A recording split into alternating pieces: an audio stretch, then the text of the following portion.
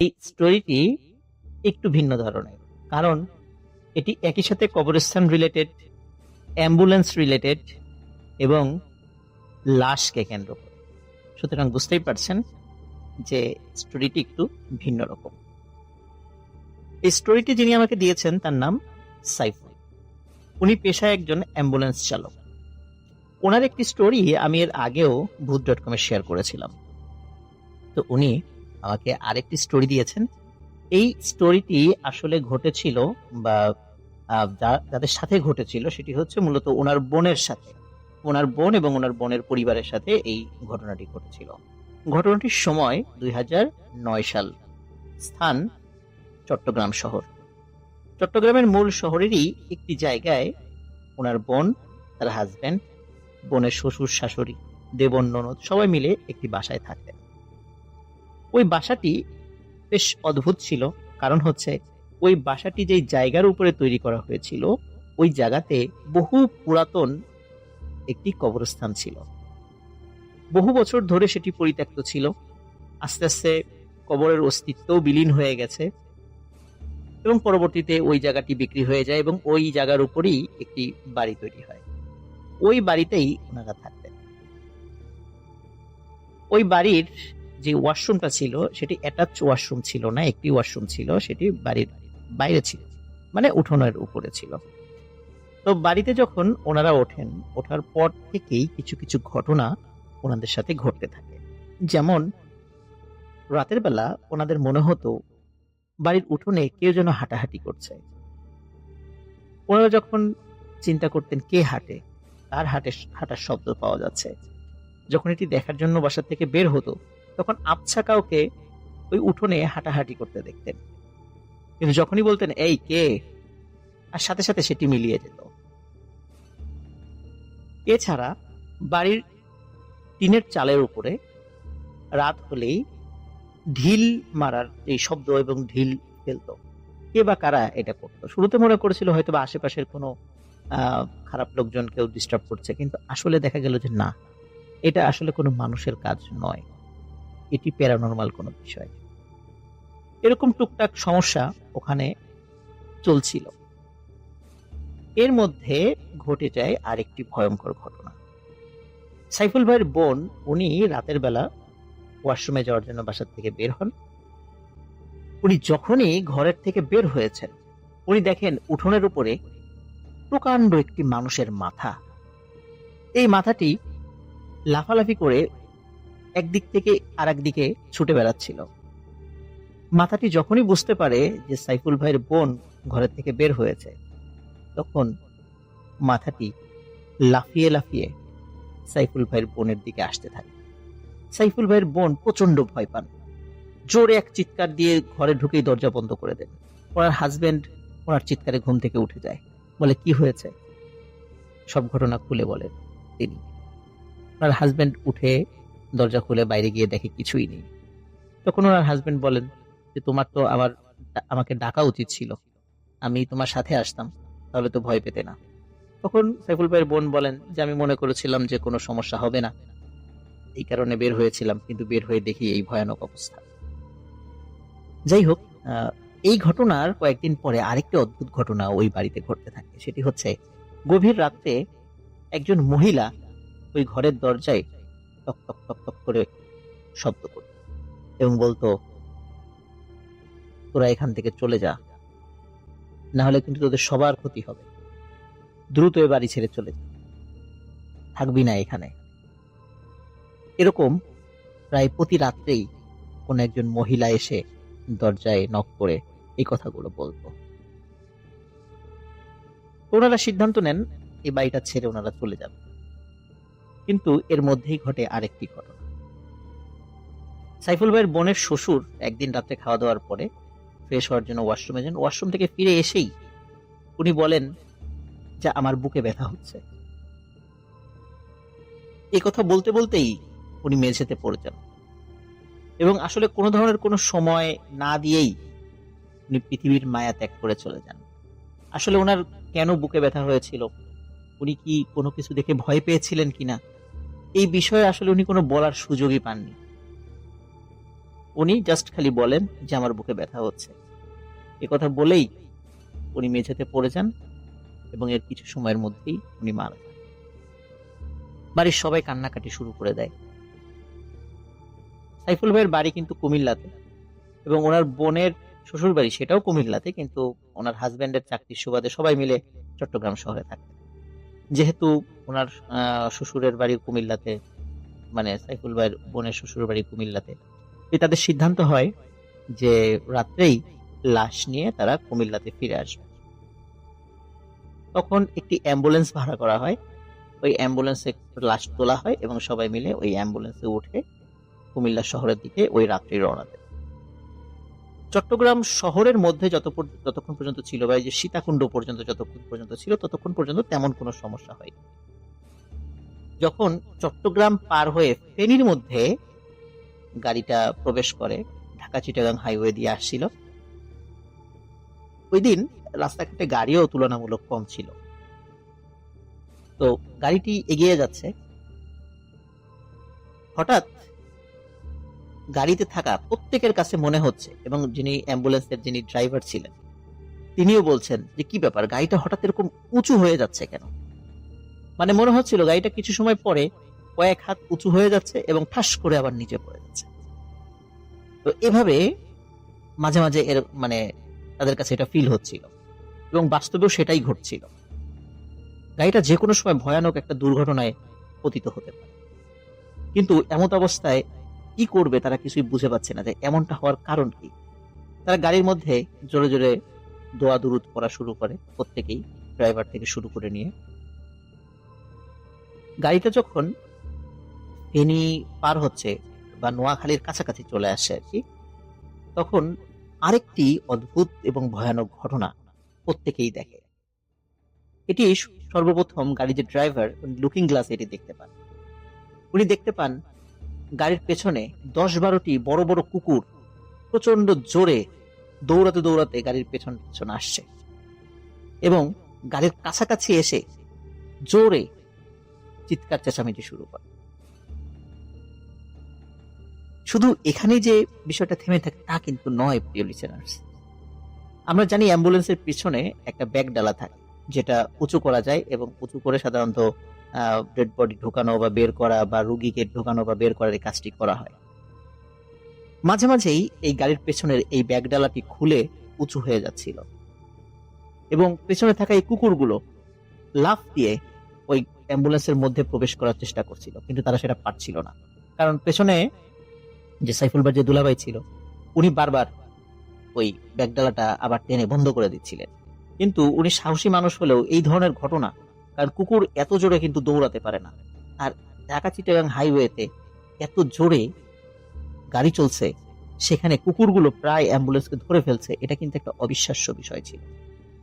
রাস্তায় কিন্তু আরো বেশ কিছু গাড়ি চলছিল, তাদেরকে পাশ কাটিয়ে চলে যাচ্ছিল, কিন্তু সেই গাড়িগুলোকে দেখে কিন্তু মনে হচ্ছিল না যে পিছনে এই যে কুকুরগুলো আসছে বা এই ধরনের ঘটনা ওই গাড়ির সাথে ঘটছে, তারা পেছন থেকে এই সমস্ত বিষয় দেখছে। তারা চিন্তা করছিল এগুলো শুধু তারাই দেখছে, অন্য কেউ হয়তো দেখছে না। কুকুরগুলোর উৎপাত যখন চরমে উঠে যায়, তখন একটা সময় ড্রাইভার গাড়িটা রাস্তার এক পাশে দাঁড় করান, সাহস করে নেমে আসেন, কিন্তু নেমে আসার পরে দেখা যায় যে কোনো কুকুর নেই। কিন্তু গাড়ির যে ব্যাগডালাটি রয়েছে, এই ব্যাগডালার উপরে অসংখ্য আঁচড়ের দাগ, যেগুলো ওই কুকুরগুলো ওই গাড়ির পেছনে, মানে অ্যাম্বুলেন্সের পেছনে আঁচড় দিয়েছিল। যাই হোক, ওনারা দোয়া দরুদ পড়তে পড়তে আবার গাড়িতে উঠে যান, আবার গাড়ি চলা শুরু করে। গাড়ি যখন ফেনী পার হয়ে নোয়াখালীতে চলে আসেন এবং একটি নির্জন রাস্তার কাছাকাছি চলে আসেন, মানে ওই জায়গাতে আশেপাশে আর কোনো গাড়ি তেমন দেখা যাচ্ছিল, তখন অদ্ভুত আরো একটি ঘটনা ঘটা শুরু করে। সেটি হচ্ছে, ওই গাড়িতে থাকা প্রত্যেকে ফিল করছিলেন যে ওই অ্যাম্বুলেন্সের যেই অংশটায় বা মানে যেই পাশে সাইফুল ভাইয়ের বোনের শ্বশুরের লাশটি রাখা হয়েছে, মনে হচ্ছে ওই পাশটি বারবার উঁচু হয়ে যাচ্ছে। গাড়িটা উনি স্পিডে উঠাতে পারছিলেন না, কারণ স্পিড যদি গাড়ির বেড়ে যায় তাহলে এই ধরনের ঘটনা ঘটলে ভয়ানক দুর্ঘটনা ঘটতে পারে। ওনারা আসলে বুঝতে পারছিলেন না এমত অবস্থায় ওনারা কি করবেন? ওনাদের শুধু একটাই করার ছিল যে আল্লাহকে ডাকা, এবং সেই কাজটি ওনারা করে যাচ্ছিলেন। কিছু সময় পরে হঠাৎ গম গম শব্দে ওনাদের কানে একটি শব্দ ভেসে আসে। কেউ বলছে, লাশটি রেখে যা, লাশটি আমাদেরকে দিয়ে যা, না হলে কিন্তু তোরা সবাই মরবি, এই গাড়ি দুর্ঘটনায় তোরা সবাই মারা যাবি, এখনো সময় আছে, লাশটি দিয়ে যা। তো এই শব্দটা যখন বাইরে থেকে আসছিল প্রত্যেকেই খুব ভয় পাচ্ছিলেন, কিন্তু প্রত্যেকেই এই বিষয়ে সবাই ডিটারমাইন্ড ছিলেন যে লাশ আমরা কাউকে দেব, যে যাই কিছু বলুক, যে যাই কিছু করুক, লাশ আমরা কাউকে দিব না। যথাযথ মর্যাদার মাধ্যমে এই লাশকে আমরা দাফন করব। এই কোনো প্যারানরমাল ভূত প্রেতের উৎপাতে বা কোনো পিশাচের উৎপাতে আমরা লাশ কোথাও রেখে যাব না। তার জন্য যদি আমাদের যত ক্ষয়ক্ষতি হয় আমরা সেটা মেনে নিতে রাজি আছি, কিন্তু আল্লাহ আমাদেরকে হেফাজত করবেন। এই চিন্তা করে ওনারা যাচ্ছিলেন, এবং ড্রাইভারও খুব সাহসী ছিলেন। ওনার সাথে এই ঘটনা, মানে অ্যাম্বুলেন্সের চালক যে ড্রাইভারের সাথে এই ঘটনা ওনার জীবনে এটি প্রথম ছিল। উনিও ভয় পাচ্ছিলেন, কিন্তু তারপরও উনি চিন্তা করছিলেন যে অশুভ শক্তির কাছে মাথা নত করা যাবে না, আল্লাহ আমাদেরকে হেফাজত করবেন। উনি গাড়ি চালাচ্ছিলেন। একটি জায়গায় এসে, মানে যখন নোয়াখালীর একদম ভেতরে ঢুকে যান, তখন আর কোনো কিছু ওনারা দেখতে পাচ্ছিলেন না। একদম স্বাভাবিকভাবে গাড়ি চলছিল, কোনো কুকুর নাই, কিচ্ছু নাই, একদম স্বাভাবিক হয়ে যায়। তখন একটি জায়গায় ওনারা গাড়িটা দাঁড় করান যেখানে আশেপাশে দোকানপাট রয়েছে, এবং ওনারা একটু বিশ্রাম নেওয়ার জন্য এবং ফ্রেশ হওয়ার জন্য মানে একটা জায়গায় যাত্রা বিরতি।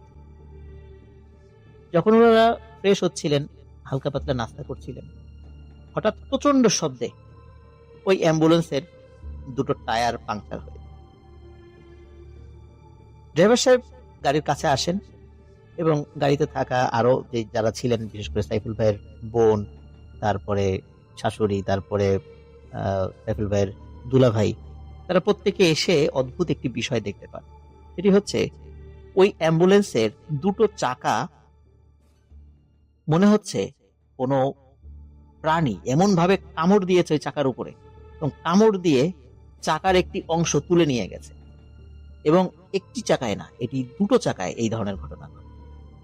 ওরা খুবই অবাক হন যে এরকম তো হয় না, আর এত জোরে কামড় কে দিল? কোনো প্রাণী তো কামড় দিয়ে এরকম ক্ষতি করার কথা না। যাই হোক, গাড়িতে দুটি স্পেয়ার চাকা ছিল, এই দুটি চাকা লাগানো হয়। তারপরে চাকা লাগিয়ে আবার গাড়ি চলা শুরু করে। গাড়িটি যখন কুমিল্লা শহরের কাছাকাছি চলে আসে, তখন আরো একটি ভয়ানক ঘটনা। সেটি হচ্ছে ওনারা প্রত্যেকেই দেখেন যে রাস্তার উপরে একটি লাশ ভেসে আছে। এটি একবার ডান পাশে যাচ্ছে, একবার বাম পাশে যাচ্ছে, এবং বারবার তাদের গাড়িকে থামিয়ে দেওয়ার চেষ্টা করছে। এবং কেউ একজন বলছে, এখনো সময় আছে, লাশটি দিয়ে যা, না হলে তোরা সবাই মরবি। ড্রাইভার সাহেব আর সাহস ধরে রাখতে পারেন, উনি গাড়িটি থামিয়ে দেন, কারণ উনি গাড়িটা চালাতে পারছিলেন না সামনে এরকম দৃশ্য দেখে। আর ওনারা যে এতটা পথ সাবলীল ভাবে গাড়ি চালিয়ে এসেছেন, এটাই আল্লাহর একটা বিশেষ রহমত ছিল। কারণ এই ধরনের ঘটনা ঘটার পরে গাড়ির অ্যাক্সিডেন্ট করাটা খুবই একটা স্বাভাবিক ব্যাপার, কিন্তু আল্লাহর রহমতে সেই ধরনের ঘটনা ঘটে। ড্রাইভার সাহেব গাড়ি থামান, গাড়ি থেকে নামেন, সামনে কিছুই দেখা যায় না। আবার আল্লাহর নাম জপতে জপতে সবাই যাত্রা শুরু করেন। এ পর্যায়ে আর তেমন কিছুই হয় না। কুমিল্লা শহরে এসে এবং তাদের যে গ্রামের বাড়ি, সেখানে আসতে আসতে ভোর হয়ে যায়, মানে ফজরের আজান হয়ে তার দিকে সাদা হয়ে যায়, আলোকিত হয়ে যায়। সাইফুল ভাইয়ের বোনের শ্বশুরকে গোসল দেয়া হয়, জানাজা করানো হয়, এবং তাকে দাফন করা হয়। এইটুক পর্যন্ত, ওই দিন পর্যন্ত মোটামুটি সব ঠিক আছে। ওই রাত্রে আরো একটি অদ্ভুত ঘটনা, কিন্তু এই ঘটনাটি ঘটে সাইফুল ভাইয়ের বোনের ননদের সাথে। উনি রাত্রে যখন ঘুমিয়েছিলেন, স্বপ্নে উনি দেখতে পান যে কোনো একজন মানুষ কাঁধে করে একটি লাশ নিয়ে আসছে। লাশটি সাদা কাফনে মোড়ানো। লাশটি কাঁধে করে নিয়ে এসে দরজা খুলে ঘরের ভিতরে ঢুকে ঠাস করে ওনার গায়ের উপরে ফেলে দেন, মানে সাইফুল ভাইয়ের বোনের ওই ননদের গায়ের উপরে। স্বপ্নের মধ্যে এই জিনিসটা দেখে উনি ধর্মর করে উঠে বসে উনি যেটি দেখেন সেটি দেখার জন্য উনি মোটেও প্রস্তুত ছিলেন। উনি দেখেন স্বপ্নের মধ্যে যে লাশটি ওনার গায়ের উপরে কেউ একজন ফেলে দিয়েছে, ওই লাশটি ওনার পাশে শুয়ে আছে, মানে ওই লাশটি ওনার পাশে রাখা। উনি প্রচন্ড জোরে এক চিৎকার দেন। ওনার চিৎকারে ঘরের অন্য লোকজন চলে আসে, এসে দেখে যে কিছুই নেই। উনি বলেন যে উনি স্বপ্নে এরকমটা দেখেছেন এবং স্বপ্ন ভেঙে ওঠার পরে এই ঘটনা ঘটে। তখন সবাই বলে যে এটা তোমার মনের ভুল, স্বপ্ন দেখেছো। কারণ আজকে মানে যেহেতু লাশ আনার সময় এতগুলো ঘটনা ঘটেছে, এই জন্য মনের মধ্যে এই বিষয়গুলো বারবার ঘুরপাক খাচ্ছে, যার কারণে এই জিনিসটা বারবার সামনে আসছে।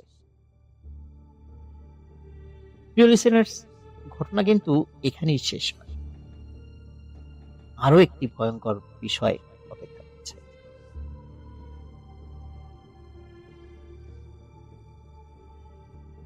সাইফুল ভাইয়ের বোনের ননদের সাথে রাত্রে ঘটে যাওয়া এই ঘটনা ঠিক পরের দিন আরো একটি ঘটনা। এই ঘটনাটি ঘটে সাইফুল ভাইয়ের বোনের শাশুড়ির সাথে। উনি রাতের বেলা এশার নামাজ পড়ার জন্য বা অজু করার জন্য, এশার নামাজ পড়ার জন্য অজু করতে যাবেন, অজু করার জন্য টিউবওয়েলে যান অজু। উনি যখন টিউবওয়েলে অজু করতে গিয়েছেন এবং অজু করছেন, হঠাৎ উনি দেখেন ওনার সামনে ওনার মৃত স্বামী দাঁড়িয়ে আছে। এবং শুধু যে দাঁড়িয়ে আছে তা না, ওনার ওই মৃত স্বামী এগিয়ে এসে খপ করে ওনার হাত ধরে বলে, চল আমার সাথে, একা একা আমার অনেক কষ্ট হচ্ছে, আমি থাকতে পারছি না, আমার সাথে চল। সাইফুল ভাইয়ের বোনের শাশুড়ি প্রচন্ড জোরে চিৎকার করতে থাকে। ওনার চিৎকারে ঘরের অন্য লোক চলে আসে, কারণ তখন তো খুব বেশি রাত না, সবাই জেগেই ছিল। এসে দেখে যে সাইফুল ভাইয়ের বোনের শাশুড়ি সেন্সলেস হয়ে কলের পাশে পড়ে আছেন। তাকে ধরাধরি করে ঘরে নিয়ে আসা হয়, তাকে জ্ঞান ফেরানো হয়। জ্ঞান ফেরার পরে উনি সব ঘটনা খুলে বলেন যে ওনার সাথে কি ঘটেছে। তখন সবাই বলে যে আসলে তুমি এটা ভুল দেখেছো, কারণ বাবা তো মারাই গেছে, মৃত মানুষ তো আর কখনো এভাবে ফেরত আসতে পারে না, সুতরাং এটা তোমার মনের ভুল। কারণ আমাদের সাথে অনেক ঘটনা পরপর ঘটেছে, বা বেশ কিছুদিন ধরে ওই বাড়িতে থেকে শুরু করে নিয়ে লাশ নিয়ে আসা পর্যন্ত অনেক ঘটনা ঘটেছে, এই জন্য আমরা এই উল্টাপাল্টা দেখছি। যাই হোক, ওই রাত্রে সাইফুল ভাইয়ের বোনের শাশুড়ি আরেকটি ভয়ানক স্বপ্ন দেখেন। স্বপ্নে দেখেন যে ওনার মৃত স্বামী কবর ভেঙে উঠে আসছে এবং বলছে, আমি থাকতে পারছি না রে, আমি থাকতে পারছি না, আমার কাছে চলে আয়, একা একা আমার থাকতে অনেক কষ্ট হচ্ছে। ওনার ঘুম ভেঙে যায়। ঘুম ভেঙে উঠে উনি চিৎকার করতে থাকেন। উনি বলতে থাকেন যে আমি এই স্বপ্ন দেখেছি। তখন সবাই তাকে সান্ত্বনা দেয় যে না, এটা ভুল দেখেছো, কারণ এরকমটা হওয়ার কথা না, স্বপ্ন তো স্বপ্নই। এর পরের দিন একজন ভালো হুজুরের কাছে নিয়ে যাওয়া হয়, সব বিষয় খুলে বলা হয়।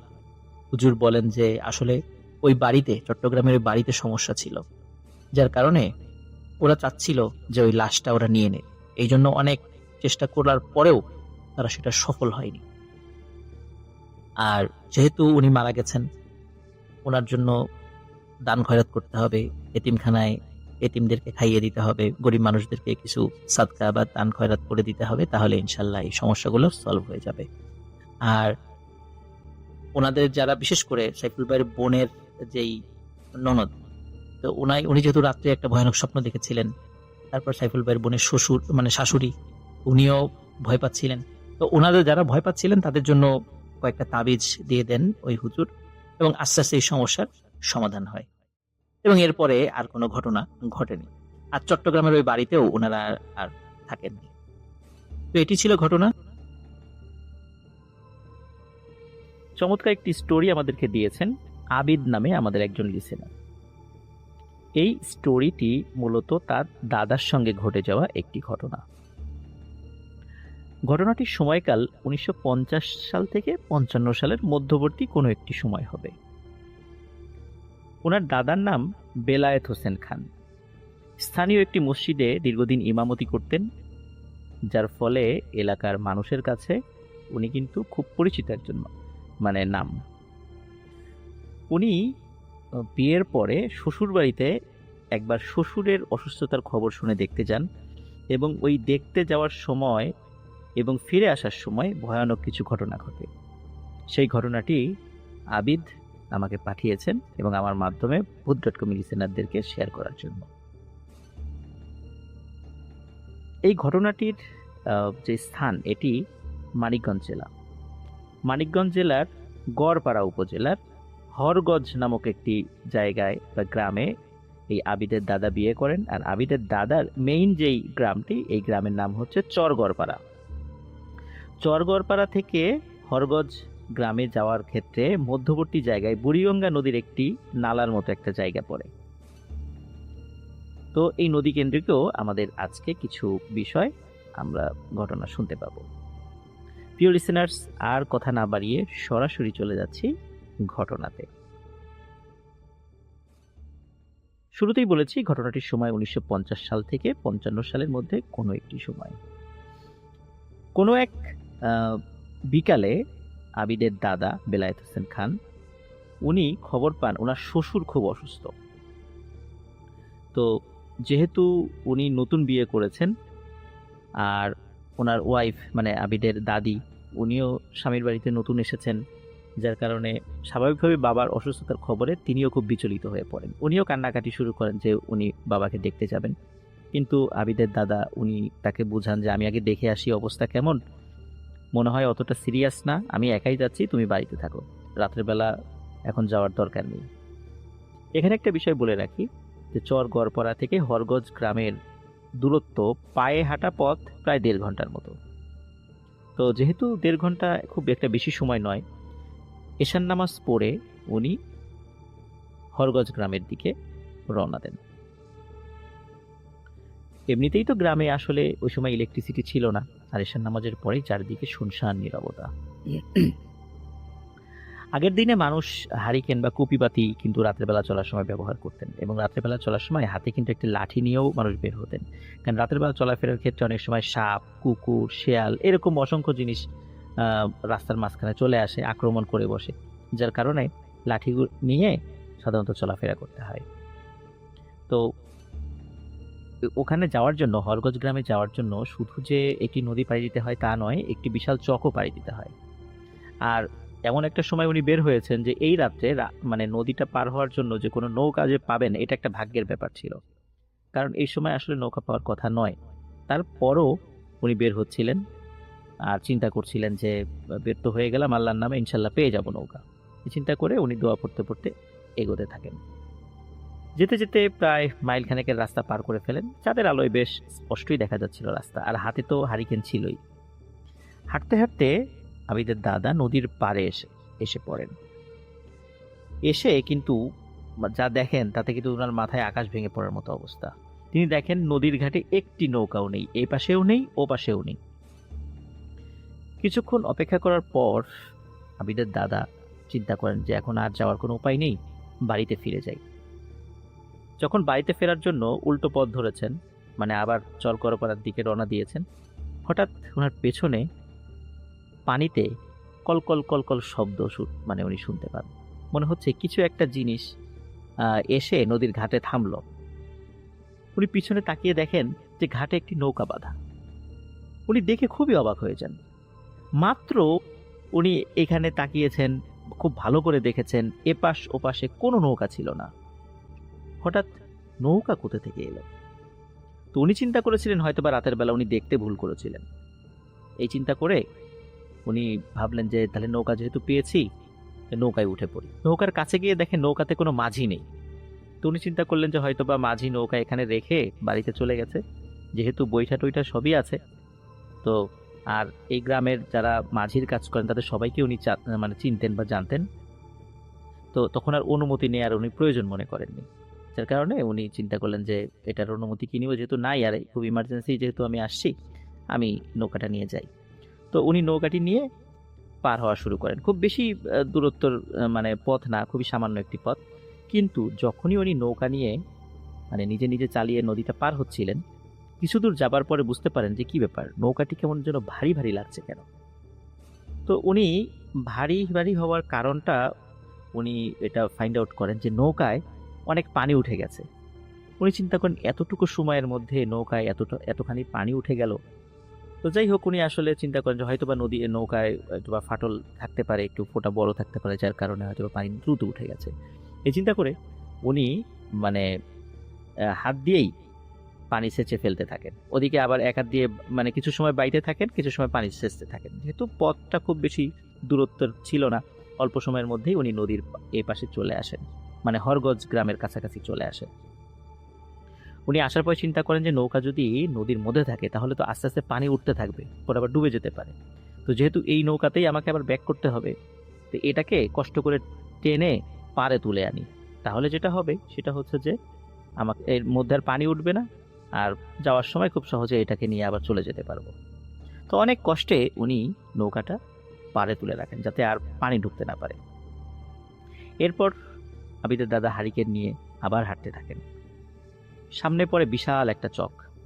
এই চক পাড়ি দিয়ে 5 মিনিট হাঁটলেই কিন্তু আবিদের দাদার শ্বশুর বাড়ি। ওনার দাদা একটু ভয় ভয় পাচ্ছিলেন, কিন্তু সেদিকে খেয়াল না করে হাঁটতে থাকেন। কিছু দূর যাবার পরে দেখেন বিশাল একটি খড়ের স্তূপ। গ্রামে অনেকে এটাকে কিন্তু খের বলে চিনে থাকে, আমরা খড় বলি, কিন্তু গ্রামে খের বা খ্যার এই শব্দগুলো ইউজ করা হয় আর কি, যেটা মূলত গো খাদ্য হিসাবে ব্যবহৃত হয়। দাদা সেটিকে পাশ কাটিয়ে চলে যান। কিছু দূর যাবার পর তিনি চারদিক থেকে শিয়ালের ভয়ানক আওয়াজ শুনতে পান। হাতে যেহেতু লাঠি ছিল, শক্ত করে লাঠিটা হাতে আরো মানে শক্ত করে ধরেন এবং আপন মনে হাঁটতে থাকেন, কারণ শিয়ালের শব্দ এটা খুব কমন শব্দ, এটা প্যারানর্মাল কোনো কিছু ভাবার কোনো কারণ নেই। ধীরে ধীরে আবিদের দাদা চকটা পাড়ি দিয়ে মেইন রাস্তায় এসে পড়েন এবং সাহস ফিরে পান। আরেকটু হাঁটার পরেই আবিদের দাদা শ্বশুর বাড়িতে পৌঁছে যান। সবাই আবিদের দাদাকে দেখে কিন্তু অবাক হয়ে যায়, এত রাত্রে দাদা একা একা এসেছে। তাই সবাই দাদাকে বকতে থাকেন আর বলেন যে রাতটা থেকে কাল সকালে আসতা। কিন্তু আবিদের দাদা বলেন যে না, আসলে শ্বশুরের অসুস্থতার খবর শুনে চলে আসলাম। তো আপনাদের মেয়েও কান্নাকাটি করছিল, তো ওকে অনেক কষ্ট বুঝিয়ে শুনিয়ে রেখে এসেছি, এই জন্য আমি আসলাম যে কি অবস্থা দেখার জন্য। তো আবিদের দাদা দেখেন যে ওনার শ্বশুর হাত মুখ ধুচ্ছে, তো মানে উনি বেশ সুস্থ, মানে তখন অবস্থা বেশ ভালোই। তখন যখন দেখলেন যে শ্বশুর বেশ ভালো আছে, তখন আবিদের দাদা বলেন তাহলে আমি এখন বাড়িতে ফিরে যাই, যেহেতু বাসায় আপনার মেয়ে একা রয়েছে, তাছাড়া অনেক কান্নাকাটি করছিল আসার জন্য, রাত হয়ে গেছে এই জন্য ওকে তো আর আনিনি, তাই এখন চলে যাই, না হলে সে অনেক চিন্তা করবে। এখন কথা বলার পরে ওই বাড়ির কেউ আর বাধা দিল না, কারণ সবাই চাচ্ছিল যে রাতটা থেকে যেতে, এত রাত্রে যেন আর কেউ ব্যাক না করে। আসলে তখন খুব যে বেশি রাত তা কিন্তু নয়, চাঁদনি রাত ছিল, কিন্তু খুব বেশি রাত তা নয়। তখন হয়তো বা রাত 10টা বেজেছে, 10টা কি 11টা বেজেছে, আর ফিরে আসতে গেলে আরো 1.5 ঘন্টা সময় লাগবে। কিন্তু গ্রামে রাত 11টা 11:30 কিন্তু অনেক রাত, এটা তো আমরা সবাই জানি, এটা নতুন করে বলার কিছু নাই। তো যাই হোক, যেহেতু সব পরিস্থিতি বিবেচনা করে ওনার শ্বশুর বাড়ির কেউই তাকে আর আসলে বাধা দিলেন না।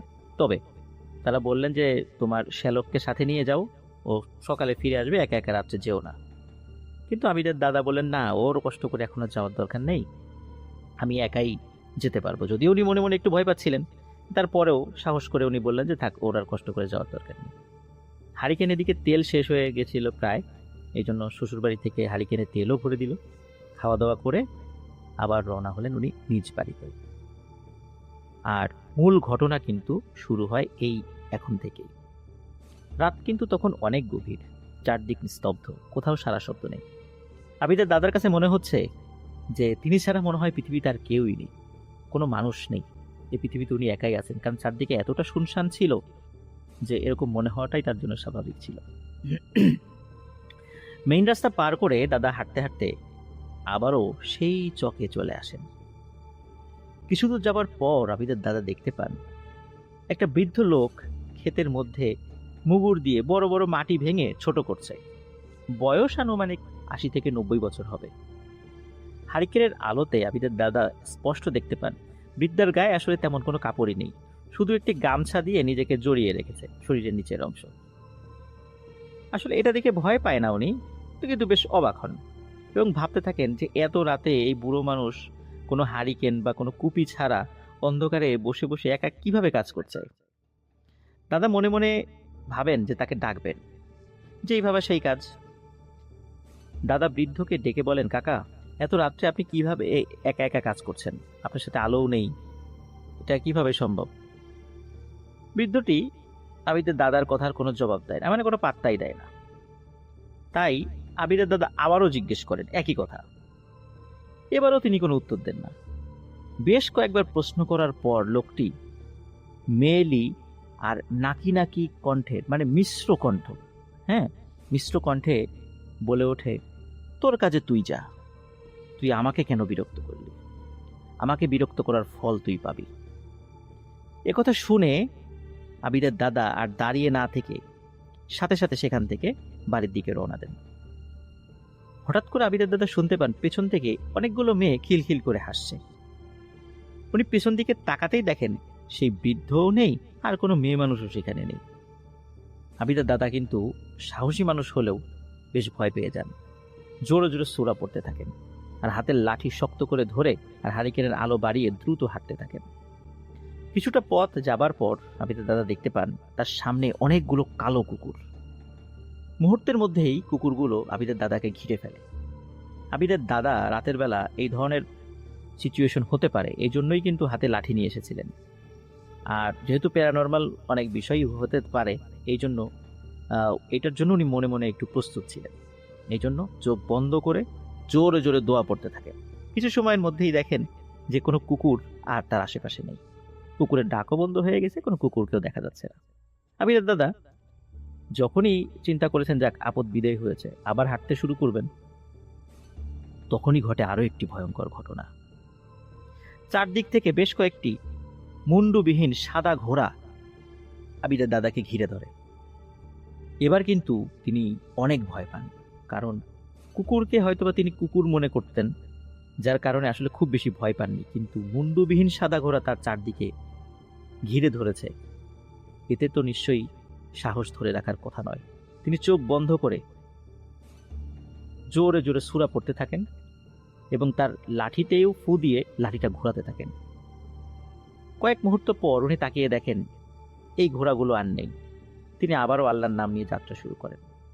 যদিও উনি প্রচণ্ড ভয় পাচ্ছিলেন, ভয়ে ওনার শরীর কাঁপছিল, কিন্তু তারপরও ওনাকে যেতে তো হবে বাড়িতে।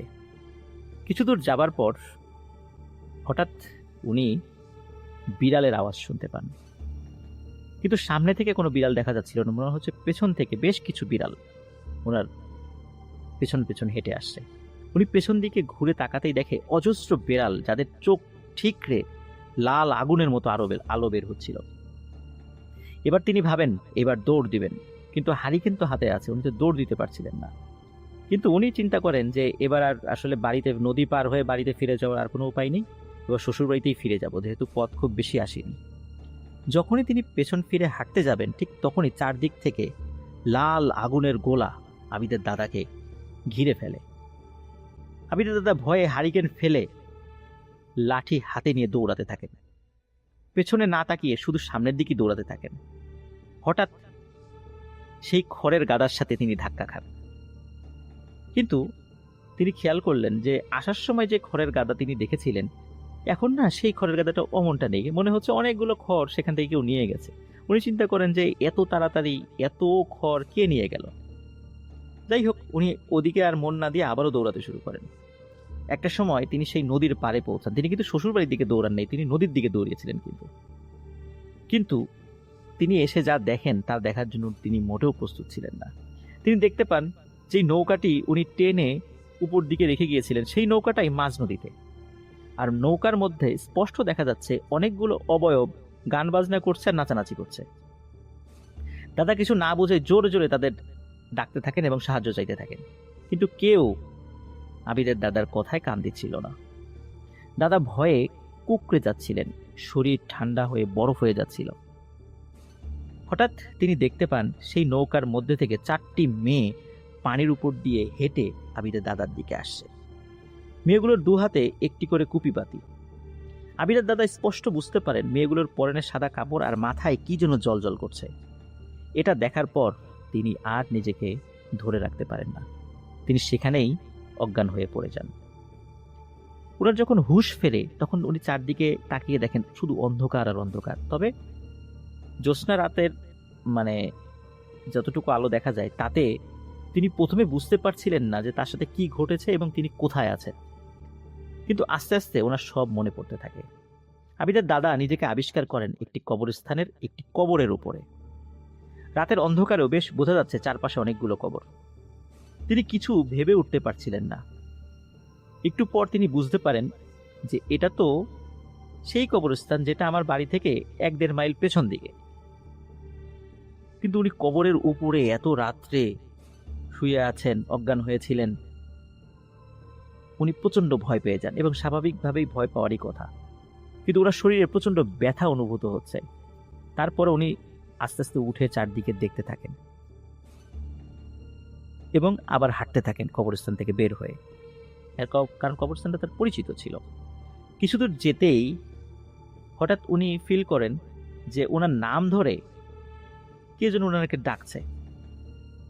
উনি পেছন দিকে তাকিয়ে দেখেন তাদের গ্রামেরই একটি ছেলে, নাম রুহুল আমিন। তাকে দেখে আবিদের দাদা ভেতরের জন্য প্রাণ ফিরে পায়। আবিদের দাদার এই অবস্থা দেখে রুহুল আমিন সবকিছু জানতে চায়, কিভাবে কি মানে আপনি এখানে কিভাবে আসলেন, কি হয়েছিল। আবিদের দাদা হাঁটতে হাঁটতে সব কথা বলতে থাকে এবং যেহেতু ওনার সমস্ত শরীর ব্যথা হয়ে গিয়েছিল তিনি এক হাত দিয়ে রুহুল আমিনের হাত চেপে ধরে রেখেছিলেন। গল্প করতে করতে যখন বাড়ির কাছাকাছি চলে এসেছেন বা কিছুটা দূরে আছেন, হঠাৎ উনি ফিল করেন যে এই রুহুল আমিনের হাতটা বরফের মতো ঠান্ডা হয়ে যাচ্ছে। এরপরেও তিনি কিন্তু রুহুল আমিনকে কিছু জিজ্ঞেস করেন না, হাঁটতে থাকেন। কিছুটা পথ আগানোর সাথে সাথে হঠাৎ করে উনি কোনো কিছুর সাথে হোঁচট খেয়ে মাটিতে পড়ে যান। মাটিতে পড়ার সাথে সাথে উনি খেয়াল করেন যে রুহুল তো আসলে মাটির উপর দিয়ে হেঁটে যাচ্ছে না, সে তো শূন্যে ভেসে ভেসে চলে যাচ্ছে। এটা দেখে তিনি আবারও ভয় পান এবং এতটাই ভয় পান যে তিনি আবারও জ্ঞান হারিয়ে ফেলেন। জ্ঞান ফিরে নিজেকে আবিষ্কার করেন সেই নদীর পাড়ে, সেই নৌকার মধ্যে, যেই নৌকাটি যেটা দিয়ে তিনি পার হয়েছিলেন। কিন্তু উনি বারবার ভুলে যাচ্ছিলেন যে কি হচ্ছে ওনার সাথে, কেনই বা উনি একবার কবরস্থানে নিজেকে আবিষ্কার করলেন, পরবর্তীতে আবার সেন্সলেস হয়ে গেলেন, আবার এখন নৌকার উপরে নিজেকে আবিষ্কার করলেন, কি হচ্ছে ওনার সাথে।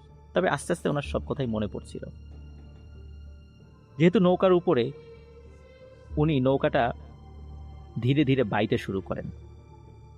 এখানে একটা বিষয় বলে রাখা ভালো যে উনি যেই কবরস্থানে নিজেকে আবিষ্কার করেছিলেন সেই কবরটা কিন্তু নদীর ওই পাশে কবরস্থানটা। উনি কিন্তু নৌকা মানে নদী পার হননি, কিন্তু তারপরও নিজেকে ওই কবরস্থানে আবিষ্কার করেছিলেন। পরে আবার যখন সেন্সলেস হয়ে যান দেখেন উনি আবার নদীর এই পাশে, মানে হরগজ গ্রামের এইদিকে। যাই হোক, তিনি নৌকা ধীরে ধীরে বাইতে শুরু করেন। এবার আর কোনো সমস্যা হয় না। নদীর ওই পাশে যখন পৌঁছে যান তখন উনি ফিল করেন যে পেছন থেকে, মানে নদীর ওই পাশ থেকে, হরগজ গ্রামের ওদিক থেকে কে যেন তাকে ডাকছে। তাকিয়ে দেখেন সেই লোকটা, যেই লোকটা ওই যে ছোট্ট একটা গামছার মতো পরে একটু মুগুর দিয়ে বড় বড় মাটির ঢেলাগুলো ছোট করছিল। তো তখন তিনি বলেন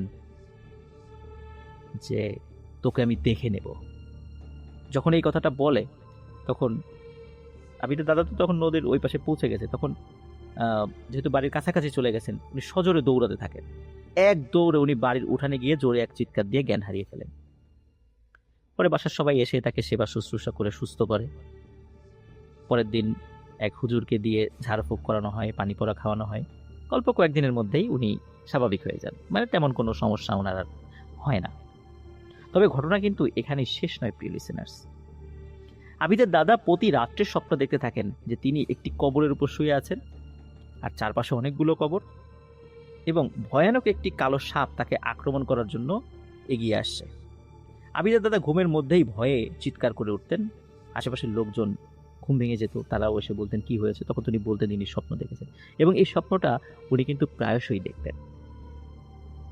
পরে আবিদের দাদাকে একজন বড় কামেল হুজুরের কাছে নিয়ে যাওয়া হয়। তিনি বলেন যে ঠিক আছে, তোমার বিষয়টা তো শুনলাম, আমি আমার কাছে থাকা জিনদেরকে দিয়ে আমি সমস্যার সমাধানের চেষ্টা করব এবং কি হয়েছে সেটা আমি জানার চেষ্টা করব। তুমি কয়েকদিন পরে আসো। কয়েকদিন পরে আবিদের দাদা এবং তার বাড়ির কয়েকজন লোকজন মিলে সেই হুজুরের বাড়িতে যান এবং সেই হুজুর আবিদের দাদাকে বলেন যে তুমি কি ওই রাত্রে কোনো একজন মানুষকে বিরক্ত করেছিলা, একজন কোনো প্রশ্নের উত্তর দিচ্ছিল না, তুমি বারবার তাকে প্রশ্ন করে ডিস্টার্ব করতেছিলা, এমন কোনো ঘটনা ঘটেছে? তখন আবিদের দাদা বলে, হ্যাঁ, এরকম একজন মানুষকে আমি দেখেছি। আসলে কৌতূহলী হয়ে আমি প্রশ্ন করেছিলাম, রাতের অন্ধকারে এরকম একটা মুরব্বী মানুষ কাজ করছে, এই জন্য কৌতূহলী হয়ে আমি তাকে বারবার প্রশ্ন করছিলাম। তখন সেই হুজুর বলেন যে তুমি এই কাজটি ভালো করোনি। তুমি যখন দেখতে পাচ্ছিলা যে সে কোনো প্রশ্নের উত্তর দিচ্ছে না, তোমার উচিত ছিল সেখান থেকে চলে যাওয়া। কারণ হচ্ছে তুমি যাকে বারবার প্রশ্ন করে ডিস্টার্ব করেছো সে খুবই ভয়ানক একটি জিন, আর সে মায়াবিদ্যায় পারদর্শী, যার কারণে অসংখ্য মায়াবিদ্যার শৃঙ্খলে তোমাকে আবদ্ধ করে ফেলেছিল। সেই রাত্রে সে কালো জাদু করার জন্য মাটিতে কিছু তাবিজ পুঁতে দিচ্ছিল, কিন্তু তুমি তাকে বিরক্ত করায় সে তোমার উপর খুব রাগান্বিত হয়, তাই তোমার সাথে সে এত কিছু ঘটেছে বা করেছে তোমার সাথে। আর সেই কবর যেটার উপর তুমি পড়েছিলে আর বারবার স্বপ্নে দেখতে যে কবরটা, এই কবরের কিছু মাটি ওই খারাপ জিনটি নিয়ে এসেছিল এবং অন্য মাটির সাথে মিশ্রণ করে সে জাদু করছিল। এরপর সেই হুজুর আবিদের দাদাকে কিছু আমল দেন, 5 ওয়াক্ত নামাজ পড়া, কোরআন পড়া এগুলো শুরু করতে বলেন। এরপর থেকে আবিদের দাদার আর কোনো সমস্যা হয়নি। আবিদের দাদা পরে জানতে পারেন এইটা সেই লোকেরই কবর যার খেতে বসে সেই খারাপ জিনটা কালো জাদু করছিল। প্রিয় লিসেনার্স, আবিদের দাদা 2019 সালের 21 জানুয়ারি উনি মারা গিয়েছেন। খুব রিনাউন্ড একজন পার্সন, যেহেতু উনি ইমামতি করতেন বেলায়েত হোসেন খান, চরগড়পাড়া গ্রামের। তো আবিদের দাদা মারা গেলেও আবিদের দাদি এখনো জীবিত আছেন। তিনিও এই ঘটনাটি খুব মানে সুন্দর করে বলতে পারেন। অনেকেই তার কাছে এই গল্পটি শোনেন, তার নাতি নাতনিদের কাছে, পরিচিত অনেকের কাছে তিনি এই ঘটনাটি বর্ণনা করেন। তো আবিদ যেহেতু তার নাতি, তো সেভাবেই তিনি তার ওদের কাছ থেকে শুনে ঘটনাটি আমাকে শেয়ার করেছেন। আশা করি প্রিয় লিসেনার্স আপনাদের ঘটনাটি ভালো লেগেছে। সবাই ভালো থাকবেন, সুস্থ থাকবেন। আসসালামু আলাইকুম।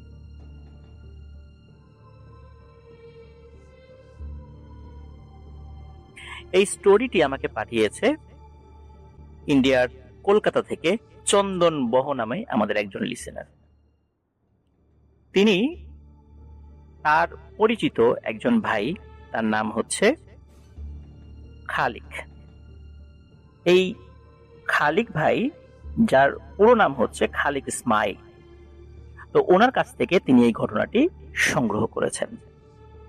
তো কথা না বাড়িয়ে সরাসরি চলে যাচ্ছি ঘটনায়।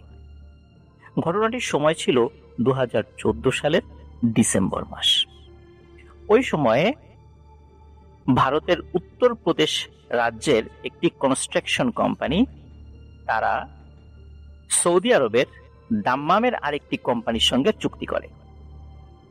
তাদের চুক্তি অনুযায়ী সেখানে কনস্ট্রাকশন রিলেটেড কাজের জন্য প্রায় 350 কর্মীর প্রয়োজন ছিল।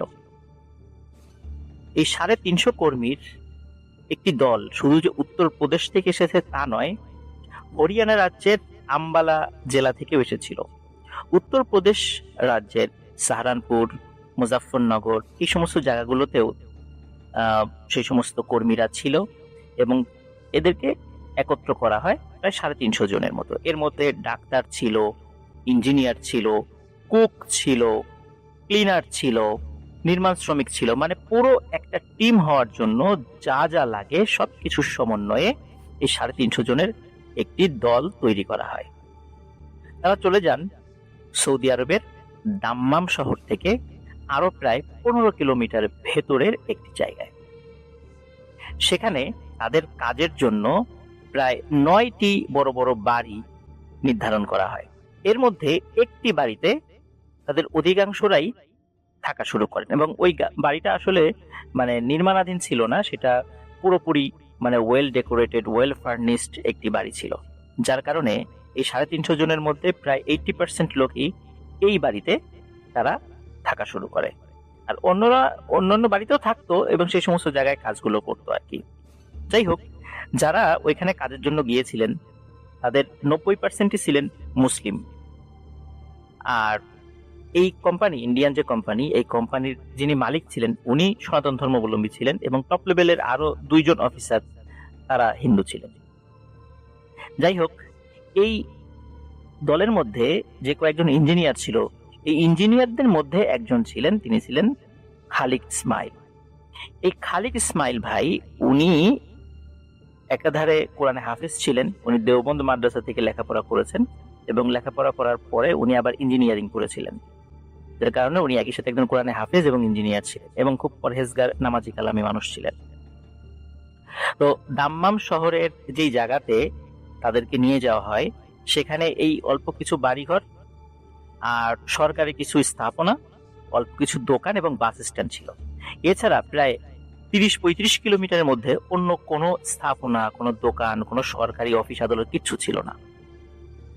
2014 সালের ডিসেম্বর মাসে যখন এই দলটি সেখানে যায়, তখন সৌদি আরবে কিন্তু শীতকাল।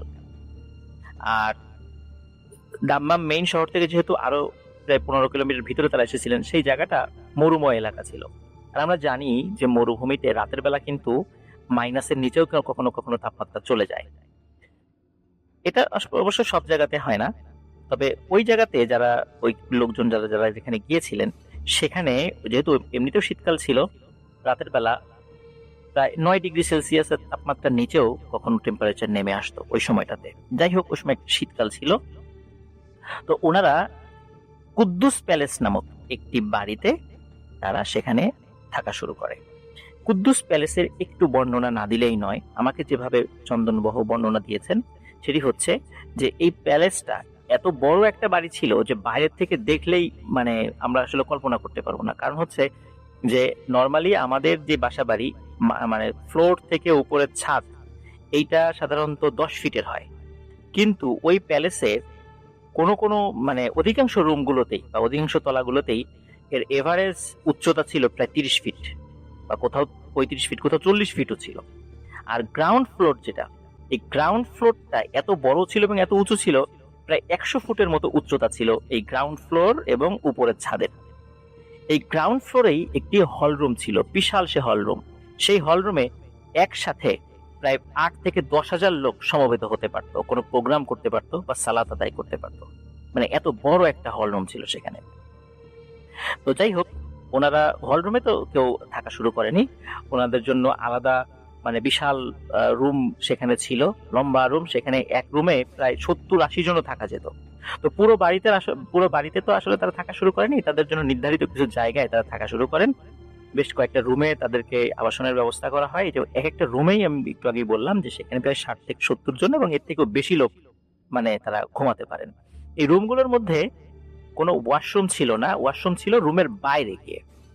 বেশ কিছু ওয়াশরুম ছিল, কিন্তু প্রত্যেকটা মানে এই ওয়াশরুমের এগুলা মানে যাবতীয় জিনিসগুলো, এগুলো সব রুমের ভেতরে না, অ্যাটাচ না, এগুলা বাইরে আর কি। হ্যাঁ, কেউ যদি ওয়াশরুমে যেতে চায়, রুম থেকে হেঁটে গিয়ে বাইরে সেই ওয়াশরুমে যেতে হবে। মানে এইভাবেই ওই ঘরটা তৈরি করা আর কি।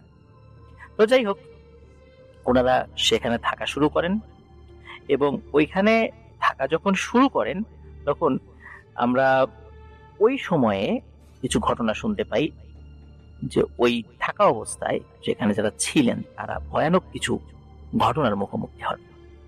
শুরুর দিকে ঘটনাগুলো অতটা মারাত্মক ছিল না, স্বাভাবিক ছিল, কিন্তু ওনারা বুঝতে পারেন না। আস্তে আস্তে সেই ঘটনাগুলো তীব্র থেকে তীব্রতর হয় এবং একটা সময় সেটা ভয়ানক আকার ধারণ করে। চলে যাচ্ছি সেই ঘটনাগুলোতে, যে ঘটনাগুলো ওনাদের সাথে ঘটেছিল। এক রাত্রে ওনারা যখন ঘুমিয়েছিলেন, রাত প্রায় 1টা থেকে 1:30 এরকম একটা সময়, তখন হঠাৎ ওনারা শব্দ শুনছেন। যেহেতু শীতকাল ছিল, ফ্যান চালানো তো ছিল না, তো যার কারণে আশেপাশের সামান্যতম শব্দ মানে কানে আসাটাই স্বাভাবিক। তো ওনারা শব্দ পাচ্ছিলেন যে ওয়াশরুমে যে ট্যাপ গুলো আছে, তারপর বেসিনে যে ট্যাপ গুলো আছে, এই ট্যাপ গুলো ছাড়া, মানে ট্যাপ গুলো খোলা, পানি পড়ছে এবং পানির কলকল কলকল শব্দে চারদিকে মুখরিত হয়ে গেছে। তখন ওনারা চিন্তা করলেন যে কি ব্যাপার, এত রাত্রে পানির ট্যাপ খোলা। তো একজন সেই পানির ট্যাপ গুলো বন্ধ করতে চান। তো বন্ধ করতে গিয়ে তিনি দেখেন যে পানির ট্যাপ যদি একটা খোলা থাকতো, সেটা না হয় একটা বিষয় ছিল, যে কেউ হয়তো বা ভুল করে একটা পানির ট্যাপ খুলে চলে গেছে, কিন্তু তাই বলে সবগুলো ট্যাপ খোলা, এটা তো খুবই অস্বাভাবিক ছিল। উনি সবগুলো ট্যাপই বন্ধ করে দেন। বন্ধ করে আবার এসে শুয়ে পড়েন। বিষয়টা তার কাছে অস্বাভাবিক লাগলেও উনি চিন্তা করেছেন হয়তোবা মানে পানির লাইনের কোনো প্রবলেম হতে পারে। এই চিন্তা করে উনি রাতের বেলা আর কাউকে কিছু বলেন নাই, যেহেতু সবাই ঘুমাচ্ছিল, তো উনিও শুয়ে পড়েন। ওই রাত্রে আর কোনো সমস্যা হয়নি। এর পরের রাত্রে, রাত তখন প্রায় 2টো বাজে, তখন রুমের বাইরে বিকট এক চিৎকার, মানে ভয়ানক এক চিৎকার। ওই চিৎকারে সবার ঘুম ভেঙে যায়, যে কি ব্যাপার, কি হলো, এত ভয়ানক চিৎকার কার, কে দিল, আমাদের কারো কোনো বিপদ আপদ হলো কিনা। কয়েকজন বাইরে যায়, রুমের বাইরে গিয়ে চারদিকে দেখে, অন্যদেরকেও ডাকে, না, কারো কোনো সমস্যা নেই। তখন তারা চিন্তা করলো এটা মনে হয় এই বাড়ির বাইরে থেকে এসেছে, যেহেতু শীতকাল, চারদিকে শুনশান নীরবতা, একটু শব্দ কানে চলে আসে, এটা হতেই পারে। যাই হোক, ওনারা আবার শুয়ে পড়ে। এর পরের দিন আরেকটি ঘটনা ঘটে। তখনও রাত প্রায় 1:30 থেকে 2টো বাজে, এরকম একটা সময়। ওনারা মানে শুনতে পান যে রুমের বাইরে কান্নার আওয়াজ, কেউ কান্নাকাটি করছে। সেটা কখনো পুরুষ মানুষের কান্নার আওয়াজ মনে হচ্ছে, আবার মনে হচ্ছে যে অন্য কোনো জায়গা থেকে কোনো মেয়ে লোকও কান্নাকাটি করছে। এবং কান্নার আওয়াজগুলো না মানে একটু অন্যরকম, বেশ মানে উচ্চ শব্দ, এবং মনে হচ্ছে যে স্বাভাবিক মানুষ কাঁদলে যেরকম শব্দ হয়, এই কান্নার আওয়াজগুলো তেমনটা নয়। তো এর মধ্যে একজন এই কান্নার আওয়াজ কোথা থেকে আসছে, এর উৎস কি, এটা খোঁজার জন্য বের হন। তো এটা খুঁজতে খুঁজতে হাঁটতে হাঁটতে সেই গ্রাউন্ড ফ্লোরের যে হল রুমটা আছে সেদিকে চলে যায়। সেদিকে গিয়েই উনি একটা ভয়ানক দৃশ্য দেখতে পান। উনি দেখতে পান যে ওই হল রুমের মধ্যে, যদিও অন্ধকার সেখানে, কিন্তু ওনার কাছে মনে হচ্ছে এই হল রুমের মধ্যে অসংখ্য মানুষ সেখানে আছে। তো উনি চিন্তা করেন যে এখানে কে আছে অন্ধকারের মধ্যে, একটু দেখি। তো উনি ওই হল রুমের মধ্যে একটা উকি দেন, এবং উকি দিয়েই উনি আটকে ওঠেন। উনি দেখেন ওই হল রুমের মধ্যে আলো না থাকলেও সেখানে অদ্ভুত এক ধরনের আলোক ছটা বের হচ্ছিল।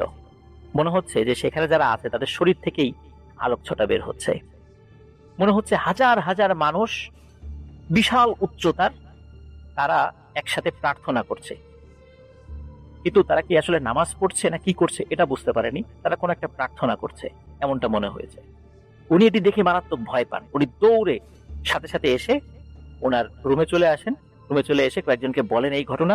তারা আবার যখন ওই হল রুমে যায়, গিয়ে দেখে কিচ্ছু নেই, একদম স্বাভাবিক অন্ধকার, আগে যেমনটা ছিল সন্ধ্যার পর পর এখনো ঠিক তেমনটাই।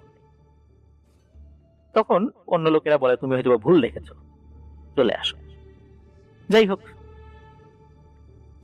এর পরের দিন আরেকটি ভয়ানক ঘটনা ঘটে। রাত তখন 2টো কি 2:30। তখন হঠাৎ একজন বুকের উপরে প্রচন্ড চাপ অনুভব করে। তখন তিনি চোখ খুলে দেখেন যে অনেক লম্বা একটি মানুষ অনেকটা শূন্যের উপর ভেসে ভেসে এই যারা শুয়েছিল তাদের উপর দিয়ে চলে যাচ্ছে। তখন উনি চিৎকার করে ওঠেন, এই কে কে। তখন তারই চিৎকারে রুমের অন্যদেরও ঘুম ভেঙে যায়। তখন তারা বলে ওঠেন, এই কে কে, কে যায় কে যায়। সবার চোখের সামনে দেখে বিশাল একটা ছায়া মূর্তি তাদের বুকের উপর দিয়ে শূন্যে ভেসে ভেসে দৌড়ে রুম থেকে বাইরে চলে গেল। তারা লাইট জ্বালায়, তখন আর কিছু দেখতে পায় না, কিন্তু ওই রুমের মধ্যে ডিম লাইটের আলোতে তারা প্রত্যেকে, যাদের ঘুম ভেঙে গিয়েছিল, তারা প্রত্যেকে কিন্তু দেখেছে ভয়ানক আকৃতির একটি ছায়া মূর্তি তাদের সকলের উপর দিয়ে, শূন্যের উপর দিয়ে দৌড়ে রুমের বাইরে চলে গেল। এই দৃশ্য তখন যারা মানে দেখেছিল তারা খুবই ভয় পেয়েছিল, কিন্তু তারা নিজেদেরকে এই বলে বুঝ দিয়েছিল যে হয়তোবা ঘুম থেকে উঠে হঠাৎ করে সময় চোখে মানুষ ঝাপসা দেখে বা অন্যরকম কিছু দেখে, এটা হতে পারে, যার কারণে এরকমটা হয়তোবা মানে আমরা দেখেছি। এর পরের দিন আরেকটি ভয়ানক ঘটনা ঘটে। এই দলের একজন রাতের বেলা ওয়াশরুমে যায়। ওয়াশরুমে যাওয়ার পর ওয়াশরুম শেষে যখন বেসিনে সে মুখ ধুচ্ছিল, তখন হঠাৎ তার মাথার পেছনে প্রচন্ড একটি আঘাত সে অনুভব করে। কে আঘাত দিয়েছে সেটা সে বলতে পারে না, তবে ভারী কিছু দিয়ে তার মাথার পেছনে আঘাত করা হয়। সে প্রচন্ড চিৎকার করে মাটিতে লুটিয়ে পড়ে। তার চিৎকারে রুম থেকে অন্য লোকরা চলে আসে, দেখে মাথা ফেটে গল গল করে রক্ত পড়ছে। তখন তাদের মধ্যে ডাক্তার ছিল, দ্রুত ডাক্তারকে ডাকা হয়। ওই রাত্রেই তার ট্রিটমেন্ট করা হয়। তো আঘাত জোরে হলেও অতটা মারাত্মক ছিল না, যার কারণে তিনি বেঁচে যান। প্রিয় লিসেনার্স, এরকম যখন ঘটনা ঘটছিল প্রতিদিন, এর মধ্যে আরেকটি অদ্ভুত ঘটনা ঘটা শুরু হয়ে যায়। এটি স্বপ্নের মাধ্যমে। সর্বপ্রথম মোহাম্মদ খালিক ইসমাইল ভাই উনি এই স্বপ্নটি দেখেন। এক রাত্রে উনি স্বপ্ন দেখেন যে ওনার মা ওনার বাবাকে হত্যা করেছে এবং এই ডেড বডিটাকে টুকরো টুকরো করে কাটছে। এবং উনি যখন এই স্বপ্নটা দেখছিলেন, স্বপ্নের মধ্যেই কে যেন একটা প্রচন্ড জোরে চিৎকার দেয় এবং ওই চিৎকারে ওনার ঘুম ভেঙে যায়। উনি ধর্মর করে উঠে বসেন। তখন দেখেন অন্যরাও ঘুমাচ্ছে। তখন উনি আবার ঘুমিয়ে যান। উনি মনে করেন যে দুঃস্বপ্ন দেখেছি। পরের দিন সকালে তারা যখন নিজেরা কথা বলছিল, তখন অনেকেই ওই রাত্রে নিজেদের স্বপ্নের কিছু কিছু বিষয় নিজেরা আলোচনা করে। এর মধ্যে একজন স্বপ্ন দেখছে যে তার এক বোন আর এক ভাইকে, মানে আপন ভাইকে কেটে টুকরো টুকরো করছে। আর একজন স্বপ্ন দেখছে যে তাদের এক নিকট আত্মীয়কে আরেকজন আত্মীয় গরম চুলার মধ্যে ধাক্কা দিয়ে ফেলে দিয়েছে এবং তাকে পুড়িয়ে হত্যা করছে। এইরকম ভয়ানক ও নৃশংস স্বপ্ন তারা দেখা শুরু করে, যা তাদের মানসিকভাবে বিপর্যস্ত করে ফেলে। তারা কি করবে কিছুই বুঝতে পারছিল না, কারণ তারা চাইলেই সেখান থেকে চলে যেতে পারছে না, কারণ অথরিটির একটা অনুমোদনের প্রয়োজন আছে। আর চাইলেও এখান থেকে কেউ বাড়িতেও চলে যেতে পারবে না, কারণ একটা চুক্তি ভিত্তিক একটা কাজের জন্য সবাই এসেছে এবং সেই কাজের জন্য তারা পেমেন্ট গ্রহণ করেছে। এখন চাইলেই তো যাওয়া যায় না, কিন্তু কি করা যায়? তখন মোহাম্মদ খালিক ইসমাইল ভাই উনি চিন্তা করলেন যে আসলে এই বাড়িতে থাকার পর আমাদের সাথে একের পর এক ঘটনাগুলো ঘটছে, এই বিষয়টা একটু তদন্ত করে দেখার দরকার। তখন উনি সহ আরো 8 জন, মোট 9 জনের একটি দল উনি গঠন করেন যে আজ রাতে আমরা দেখব যে আসলে কি হয়। তো ওই রাত্রে একটা গভীর রাত্রে ওনারা যখন চিন্তা করেছেন যে আমরা যাব, তখন হঠাৎ ওনারা শোনে যে এই নিচের হল রুম থেকে মনে হচ্ছে গোলাগুলি, কামানের গোলার আওয়াজ, এরকম ভয়ানক শব্দ ওখান থেকে আসছে। তখন ওরা তো আগে থেকে চিন্তা করেছেন যে আমরা তো ইনভেস্টিগেশনে যাব। তখন তারা চিন্তা করেন চলো যাই, আমরা 9 জন মিলে ওই নিচের হল রুমে যাব, কি হয় ওখানে, কিসের শব্দ সেটা দেখতে চাই। তো ওনারা সবাই মিলে সেখানে যান। সেখানে গিয়ে প্রথমে দেখতে পান যে হল রুমটা বন্ধ। পরে হল রুমের দরজা খোলেন। দরজা খোলার সাথে সাথে সবাই যে দৃশ্য দেখতে পান, এটা দেখার জন্য তারা মোটেও প্রস্তুত ছিলেন না। তারা দেখে প্রায় 40 থেকে 50 ফুট উচ্চতার এক একটি মানুষ, সবাই সাদা সফেদ জুব্বা পরা। তাদের শরীরের বিশেষ করে মুখমণ্ডল অস্বাভাবিক রকমের উজ্জ্বল, মনে হচ্ছে তাদের মুখ থেকে নূর বের হচ্ছে, আলো বের হচ্ছে, কিন্তু তাদের চেহারা অতটা স্পষ্ট নয়, আলোকছটা বেশি হওয়ার কারণে। এই দলের মধ্যে মহিলারাও রয়েছে, যারা প্রত্যেকেই কালো বোরখা পরা, কিন্তু মুখমণ্ডল খোলা। আরো একটা অদ্ভুত ব্যাপার হচ্ছে, এই মহিলারা যখন একে অন্যের সাথে কথা বলছিল, তাদের মুখটা, স্পেশালি মুখ, আমরা যে মুখ দিয়ে কথা বলি, পুরো মুখমণ্ডলের মধ্যে যে অংশটা, এই মুখটা এত বড় এবং দাঁতগুলো এত বড় যে তারা তখন কথা বলছিল তখন তাদের ঠোঁট, উপরের ঠোঁট মনে হচ্ছিল প্রায় কপাল পর্যন্ত উঠে যাচ্ছে এবং বড় বড় দাঁত দেখা যাচ্ছিল। এটা হয়তোবা ওই সম্প্রদায়ের কাছে স্বাভাবিক, কিন্তু আমরা মানুষ হিসাবে কিন্তু এরকম চেহারা কিন্তু আমাদের কাছে স্বাভাবিক নয়। এরপরে এই 9 জনের দল আরো একটি বিষয়, আরো একটি নয় কয়েকটি বিষয় ওনারা খেয়াল করেন। সেটি হচ্ছে যে এই পুরুষ যারা আছেন, এদের প্রত্যেকের পিঠের উপরে 3টা করে পায়ের মতো কোনো একটা অঙ্গ রয়েছে। আসলে পা না, এটা কি আসলে পা নাকি কোনো পাখা বা ডানা, এটা আসলে ক্লিয়ার না, তারা ওই বিষয়টা অতটা ক্লিয়ার হতে পারেননি। আরো আর একটা বিষয়, সেটা হচ্ছে যে এই পুরুষ সদস্য যারা ছিলেন প্রত্যেকেই তারা মানে শেকল দিয়ে একজন আরেকজনকে মানে আবদ্ধ করে রেখেছেন বা কানেক্টেড। এখানে যারা যারা আছে প্রত্যেকে শেকল দিয়ে একজন আরেকজনের সাথে কানেক্টেড, এবং তারা লক্ষ্য করেন একটি মৃত দেহকে সামনে রেখে তারা দোয়া পড়ছে। পুরুষরা দোয়া পড়ছে, মহিলারা কেউ কেউ নিজেদের সাথে কথা বলছে, আবার কেউ কেউ তারাও দোয়ার সাথে সামিল হয়েছে। তো তারা দোয়া পড়ছে। এতটুকু তারা বুঝতে পারে এখানে যারা রয়েছে যে জিন সম্প্রদায়, এরা প্রত্যেকেই মুসলিম, যে তারা আরবিতে মানে একটা তারা প্রার্থনা করছে, মৃতদেহের জন্য দোয়া করছে। একটা বিষয় সেটি হচ্ছে যে যেহেতু মোহাম্মদ খালিক ইসমাইল ভাই উনি কোরআনে হাফেজ ছিলেন, দেওবন্দ মাদ্রাসায় লেখাপড়া করেছেন এবং বুজুর্গ মানুষ ছিলেন, আরবি ভাষায় ওনার যথেষ্ট দক্ষতা ছিল। কিন্তু উনি দক্ষ থাকলেও বা সাহসী হলেও ওনার পিছনে যে 8 জন আরো ব্যক্তি ছিল, তারা হল রুমের এদেরকে দেখে এই 8 জনই ফেইন্ট হয়ে যান, মানে ওই জায়গায় সেন্সলেস হয়ে যান। সজ্ঞানে ছিলেন শুধু এই খালিক ইসমাইল ভাই। উনি সাহস করে ওদের মধ্য থেকে একজনের সাথে কমিউনিকেট করার চেষ্টা করেন। উনি একজনকে সালাম দেন, আসসালামু আলাইকুম। তখন ওদের মধ্যে থেকে একজন সালামের উত্তর নেয় এবং সে এগিয়ে আসে, এবং এগিয়ে যখন সে আসছে তার চেহারার দিকে যখন তাকায় তখন দেখে সে খুব রাগান্বিত, মানে এই খালিক ইসমাইল ভাইদের উপস্থিতি তারা আসলে পছন্দ করছে না। তখন উনি আরবি ভাষায় তাদের সাথে কথা বলেন, জিজ্ঞেস করেন যে আপনারা কারা।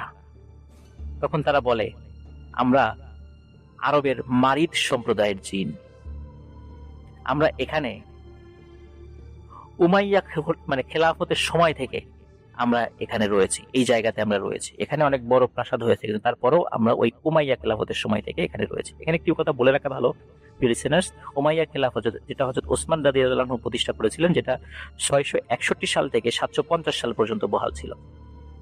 তো ওনারা উমাইয়া খেলাফতের সময় থেকেই এই জায়গাতে রয়েছেন, এটা বলেন। এই কথাগুলো যখন জাস্ট অল্প সময়ের জন্য মানে আলোচনা হচ্ছে, তখন খালিক ইসমাইল ভাই উনি খেয়াল করেন যে জিনদের মধ্যে থেকে আরো অনেকেই তারা এই খালিক ইসমাইল ভাইয়ের দিকে এগিয়ে আসছে, এবং এগিয়ে আসছে এই কারণে যে ওই একজন কথা বলছে তার সাথে তার পেছনে তারা জড়ো হচ্ছে, এবং প্রত্যেকের চেহারায় ভয়ানক মানে রাগের ছাপ, বিরক্তির ছাপ। খালিক ইসমাইল ভাই এর মধ্যে আর একটা ভয়ানক বিষয় লক্ষ্য করেন, সেটি হচ্ছে যে আগে মানে শুরুতে ওনারা যে পরিমাণ এই সম্প্রদায়ের লোকদেরকে দেখেছিলেন, জিন বা মারিদ সম্প্রদায়ের জিনদেরকে দেখেছিলেন, এরা মনে হচ্ছে যে দ্রুত তাদের সংখ্যা বৃদ্ধি পাচ্ছে। এবং আরেকটা বিষয় খেয়াল করেন যে যখন হলরুমের জায়গা পূর্ণ হয়ে গেছে, সংখ্যা বৃদ্ধি পেতে পেতে এবার এই প্রায় 40-50 ফুট উচ্চতার এই জিনেরা এরা কি করছে, টিকটিকির মতো দেয়াল বেয়ে বেয়ে জড়ো হচ্ছে, এবং শুধু বাড়ছেই, সংখ্যাটা শুধু বাড়ছেই। তো টিকটিকির মতো দেয়াল বেয়ে বেয়ে যখন জড়ো হচ্ছে এবং তারা আস্তে আস্তে কি হচ্ছে, এই খালিক ইসমাইল ভাইদের দিকে আসছেন। খালিক ইসমাইল ভাই উনি তখন আর সাহস ধরে রাখতে পারেন, উনি আসলে যে কি দোয়া পড়বেন আর কি বলবেন, উনি জাস্ট একটা শব্দ ওনার মুখ দিয়ে বের হয়েছিল, চিৎকার চিৎকার আকারে বের হয়েছিল, সেটা বিসমিল্লাহ। বিসমিল্লাহ বলে জোরে এক চিৎকার দিয়েছিলেন। উনি দেখেন যখনই চিৎকার দিয়েছেন তখনই এই যে যেই যত জিনরা এরা কি হয়েছে, সব মনে হচ্ছে এই ফ্লোরের মধ্যে ঢুকে যাচ্ছে, দাপ ধুপ দাপ ধুপ শব্দ করে ফ্লোরের মধ্যে তারা ঢুকে যাচ্ছে, এবং অল্প কিছু সময়ের মধ্যেই পুরো হলরুম একদম শুনশান নীরবতা। এরপরে উনিও সেন্সলেস হয়ে পড়ে যান। সকালবেলা তাদেরকে উদ্ধার করা হয়। যখন অথরিটিকে এই বিষয়গুলো জানানো হয়, তখন অথরিটি বলেন যে এই বিল্ডিং এর থাকার দরকার নাই, আমরা সবাই অন্য বিল্ডিং এ চলে যাব। ওই দিনই সবাইকে অন্য আর একটা বিল্ডিং এ শিফট করা হয়। এরপর তাদের সাথে আর কোনো ঘটনা ঘটেনি। প্রিয় লিসেনার্স, এই মারিদ জিন এরা আসলে কারা? এই মারিদ জিনের উৎপত্তি আসলে সমুদ্র থেকে। আরবে এই মারিদ জিন খুব নামকরা এবং শক্তিশালী জিন হিসেবে পরিচিত। মারিদ জিনরা সাধারণত স্থাপত্য শিল্পে খুব দক্ষ হয়। মানে তারা নির্মাণ কাজে তারা খুব দক্ষ হয়। এটা আরবের মানুষরা তারা মোটামুটি সবাই জানে মারিদ জিন সম্পর্কে। আর মারিদ জিন এরা খুব দীর্ঘ, সামুদ জাতির মতো দীর্ঘকায়, মানে তাদের মানে দেহ হয় এবং তাদের শরীরে অনেক শক্তি থাকে। মারিদ জিনকে সাধারণত বশীভূত করা যায় না, এরা অত্যন্ত শক্তিশালী। এরা যদি কোনো মানুষকে মানে আছর করে তখন তাকে অসুস্থ বানিয়ে ছাড়ে, মানে খুব ভয়াবহ রকমের অসুস্থ হয়ে যাবে, সে মারাও যেতে পারে। আর সমুদ্রে অনেক মারিদ জিন থাকে, আবার যারা স্থলভাগে থাকে তারা দেখা যাচ্ছে যে কোনো জায়গায় ঝোপঝাড় বা ডোবা নালা এই সমস্ত জায়গায় এই মারিদ জিনেরা মানে থাকে আর কি। এরা শিক্ষিত হয়। আরেকটা ভয়ানক ব্যাপার হচ্ছে যে আরবের লোকেরা মানে সামুদ্রিক এক ধরনের মাছ আছে, এটা একটা পৌরাণিক মাছ, এটা খুব বিভৎস ভয়ানক আকৃতির একটা মাছ, এটাকে দ্য বাহামাট বলা হয়। এই মাছের একটা ছবি মানে নেট থেকে আমি সংগ্রহ করেছি, যেটা আমাদের কমিউনিটি পোস্টে দেয়া থাকবে, আপনারা দেখে নেবেন। তো আরবের লোকেরা বিশ্বাস করে যে এই মারিদ জিনের চেহারার সাথে এই মাছের একটা মিল আছে, অথবা এই মাছও এই মারিদ জিন সম্প্রদায়েরই কেউ। আপনারা ওই ছবিটা দেখলে বুঝতে পারবেন যে মারিদ জিন আসলে কতটা ভয়ানক হতে পারে। প্রিয় লিসেনার্স, এই মারিদ জিনের ঘটনাটি আমাদেরকে চন্দনবহ যে ভাই আমাদের লিসেনার, আমাদের আফনান দা হরর ওয়ার্ল্ড ইউটিউব চ্যানেলের একজন নিয়মিত লিসেনার, উনি এই ঘটনাটি পাঠিয়েছেন। আর খালিক ইসমাইল ভাই এখনো জীবিত আছেন, ভালো আছেন, তো ওনার কাছ থেকে ঘটনাটি সংগ্রহ করা হয়েছে। সঙ্গত কারণে সৌদি আরবের সেই কোম্পানি এবং উত্তরপ্রদেশের যে কোম্পানির সঙ্গে চুক্তি হয়েছিল, এই দুই কোম্পানির নাম আমাকে বলেননি, তিনিও গোপন রেখেছেন। তো আশা করি প্রিয় লিসেনার্স ঘটনাটি আপনাদের ভালো লেগেছে। সবাই ভালো থাকবেন, সুস্থ থাকবেন। পঞ্চম দিনে হরর কার্নিভালের অপেক্ষায় থাকুন, আরো চমৎকার কিছু ঘটনা নিয়ে আমি আসছি ইনশাল্লাহ।